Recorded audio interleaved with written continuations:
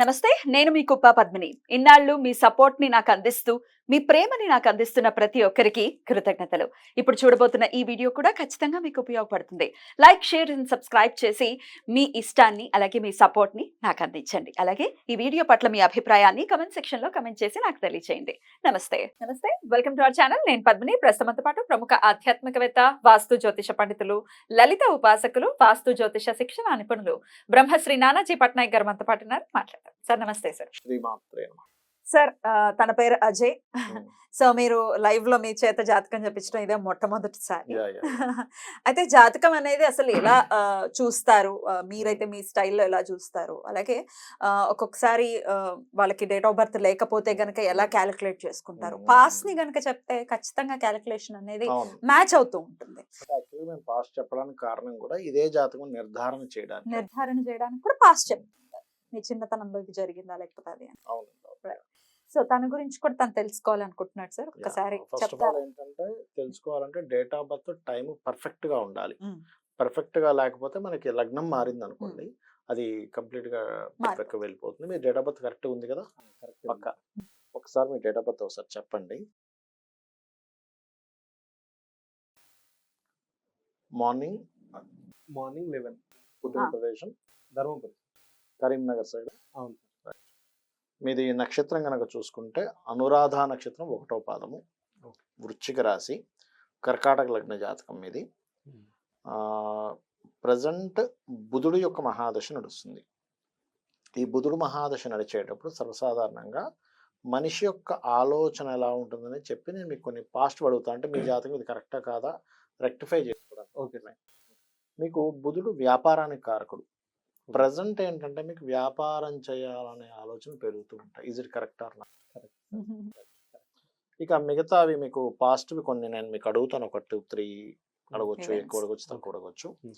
మీ జాతకంలో ఏంటంటే first of all మీ ఏజ్ ఎగ్జాక్ట్లీగా 4 సంవత్సరాల నుంచి 6.5 సంవత్సరాల మధ్యలో బ్రీతింగ్ రిలేటెడ్ ఇష్యూస్ కానీ మీకు లేదా మీ బ్రదర్స్కి హెల్త్ ఇష్యూస్ వచ్చాయి. వచ్చే రాలేదు చెప్పండి, పక్కా చెప్పండి. అవి వస్తే వచ్చింది, లేకపోతే లేదని చెప్పేసాను, నో ప్రాబ్లం. పక్క అంటే అప్పుడు చిన్నప్పుడు కదా సార్, గుర్తు గుర్తు చేసుకోనికి కొంచెం టైం పడుతుంది. Right right okay. కానీ వచ్చాయి. ఇది మీకు మరి తెలుసో తెలీదో ఈ విషయం, నేను మిమ్మల్ని అడుగుతాను. Hmm. మీ తండ్రి గారికి లేదా మీ తాతగారికి, మీ తండ్రి గారికి వివాహానికి ముందు ఏదైనా వివాహం అనుకొని మిస్ అవ్వడం కానీ, లేకపోతే మీ తాతగారికి 2 వివాహాలు, అంటే మీ తండ్రి యొక్క తండ్రికి 2 మ్యారేజ్ చూపిస్తుంది మీ జాతకంలో. Is it correct or not అనేది నాకు కన్ఫర్మ్ చేయండి. కరెక్ట్ అవునా సార్? తాత జాతకం ఎట్లా చెప్తున్నారు? తెలుస్తుందండి. అంటే మా ఇక్కడ మనం ఏం తాతకి- చేస్తామంటే మా తాతగారికి ఇద్దరు ఇద్దరు భార్యలు. ఇద్దరు భార్యలు. ఎందుకంటే దీన్ని మనం ఆస్ట్రాలజీలో 4వ స్థానం అని ఉంటుందండి. 4వ స్థానాన్ని ఎందుకు చూస్తామంటే తాతగారి 5th హౌస్. ఓకే. 5th హౌస్కి నెగేటింగ్ హౌస్ ఈజ్ అతని యొక్క జీవిత భాగస్వామి, అంటే అతను ఎంతమందిని వివాహం చేసుకుంటాడని చెప్పేటువంటి అంశం. అయితే అందరి జాతకాల్లో 100% చూపించాలని లేదు. 90% ఆఫ్ కేసెస్ తెలిసిపోతుంది వెంటనే.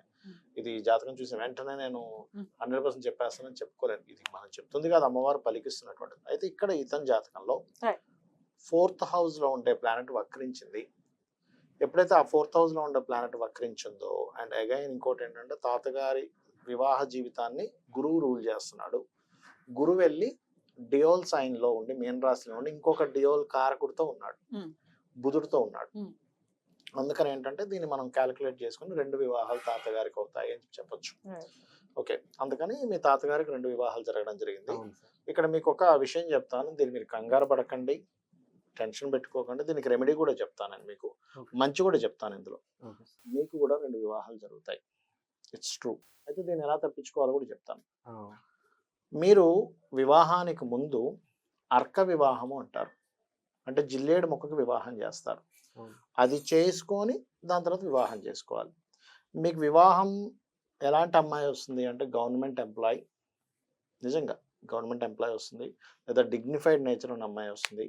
కొంచెం స్ట్రాంగ్గానే ఉంటుంది అమ్మాయి, అల్లాటప్ప అమ్మాయి అని రాదు. ఇట్స్ వెరీ క్లియర్, అది చాలా స్పష్టంగా చూపిస్తుంది మీ జన్మజాతకంలో. అలాగే ఇక్కడ ఇంకొక విషయం ఏంటంటే, మీరు ఇక్కడ నుంచి కరెక్ట్గా 1.5 year బ్యాక్ ఒక 2.5 సంవత్సరాల పాటు మీరు కెరీర్ విషయంలో బాగా ఇబ్బంది పడ్డారు. మీ తండ్రి గారు ఫైనాన్షియల్ గా బాగా ఇబ్బంది పడ్డారు ఆ టైంలో. అవును. ఎందుకంటే మీ జన్మజాతకంలో 10th హౌస్ డిస్టర్బ్ అయింది ఆ టైంలో. 1.5 year back 10th house disturb అయింది. అండ్ అలాగే మీ తల్లి గారికి చిన్నప్పుడు కానీ ఎప్పుడైనా మిస్క్యారేజ్ అవ్వడం కానీ, లేకపోతే ఎవరైనా సంతానం పుట్టి మరణించడం కానీ ఇది జరిగింది అని చూపిస్తుంది మీ జాతకంలో. అవును. చిన్నప్పుడు మరణించారా, పెద్ద అయ్యాక మరణించారా అనేది నాకు కన్ఫర్మ్ చేయండి. పెద్ద అయ్యాక మరణించారు, చిన్నప్పుడు అయితే ఏం కాలేదు. ఫైన్. అంటే ఎందుకంటే మీ జన్మజాతకంలో సిబ్లింగ్ మరణ యోగం ఉంది. అట్ ఏ సేమ్ టైం మీకు ఎవరైనా క్లోజ్ ఫ్రెండ్స్ కావచ్చు, జస్ట్ ఫ్రెండ్ కావచ్చు, వాళ్ళు చనిపోవడం కూడా మీకు జరిగింది మీ లైఫ్లో. అయితే ఇవన్నీ మీకు పాస్ట్ సంబంధించిన చెప్పాను. అవును సార్. మీకు జాతకంలో మంచి ధనయోగం ఉందండి, అద్భుతమైన ధనయోగం ఉంది, కోట్లు సంపాదించే ధనయోగం ఉంది మీ జాతకంలో. బట్ బ్లాక్ అయింది ఇక్కడ. మనం ఇందాక కొన్ని ఎపిసోడ్లు మాట్లాడుకున్నాం, బ్లాక్డ్ భాగ్య చక్ర అంటాం. ఇది కూడా బ్లాక్డ్ భాగ్య చక్ర చార్ట్ అంటారు దీన్ని యాక్చువల్ గా. సో ఈ బ్లాక్డ్ భాగ్య చక్రాన్ని మనం ఎట్లా ఓపెన్ చేసుకోవాలనేది జ్యోతిష్ శాస్త్రం, గుర్తుపెట్టుకోండి ఎప్పుడు కూడా. ఇప్పుడు అంటే సింపుల్ ఎగ్జాంపుల్ ఇప్పుడు చెప్తాను చూడండి. మనం ఏదైనా ఒక పని చేస్తున్నాము, ఆ పని చేస్తున్నటువంటిది ఏదో కారణం చేత ఆగిపోయింది. అంటే సింపుల్ ఎగ్జాంపుల్, ఒక కన్స్ట్రక్షన్ చేస్తున్నాం, పక్కింటి వాళ్ళు లేకపోతే ఎవరో మున్సిపాలిటీ వాళ్ళు వచ్చి దాన్ని ఆపేశారు. అప్పుడు మనం ఏం చేస్తాం, వెళ్ళి బాబు ఎందుకు ఆపారు, నా పర్మిషన్స్ ఉన్నాయి, వాళ్ళతో మాట్లాడుకోవడమో లేకపోతే ఇంకో పర్మిషన్ తీసుకోమో, దానికి ఫైన్ కట్టడమో చేస్తాం. సింపుల్ గా. అలాగే బ్లాక్డ్ భాగ్య చక్ర అయింది. సో ఈయన గతంలో రకరకాల వ్యాపారాలు కూడా చేశారు మీరు కదా.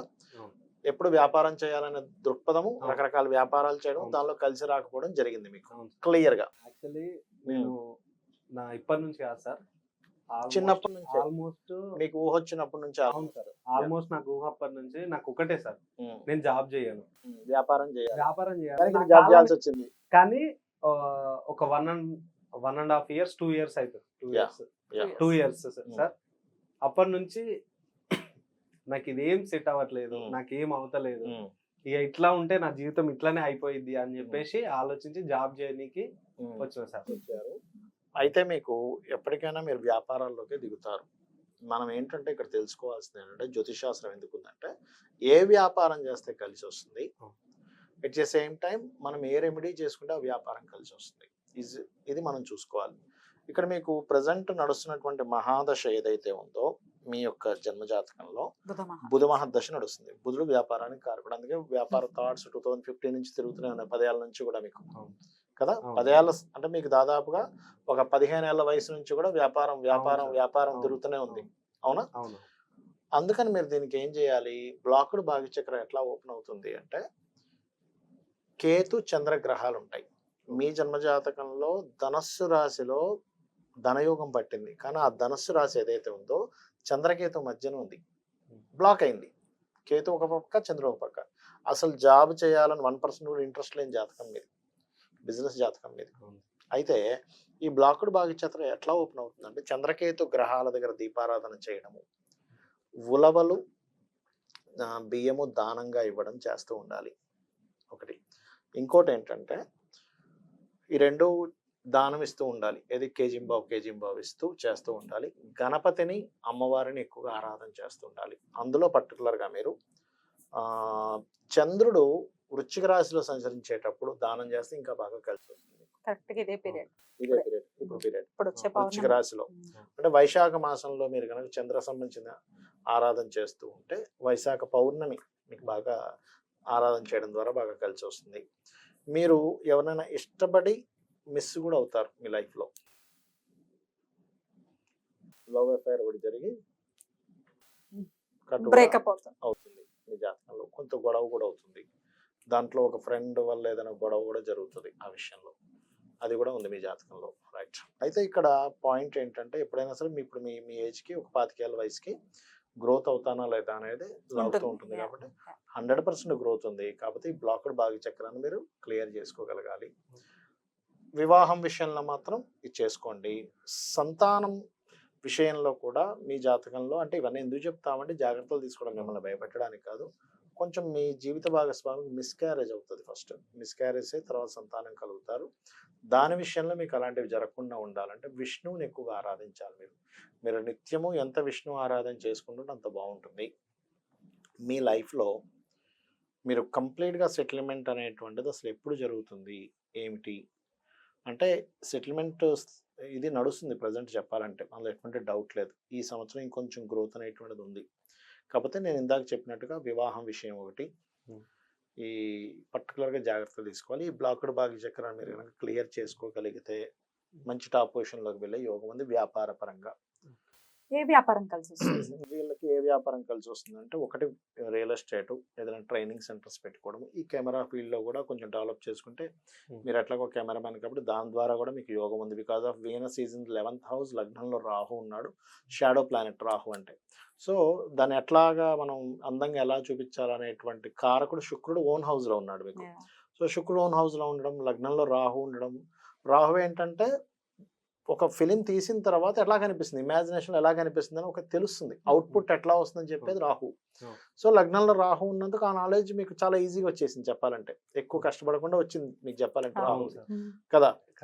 చాలా మంది ఎక్కువ కష్టపడాల్సి వస్తుంది, చాలా ఈజీగా రావచ్చు మీకు. అసలు ఈ ప్రొఫెషన్ సంబంధం లేకుండా టక్కన వచ్చేసింది చెప్పాలంటే.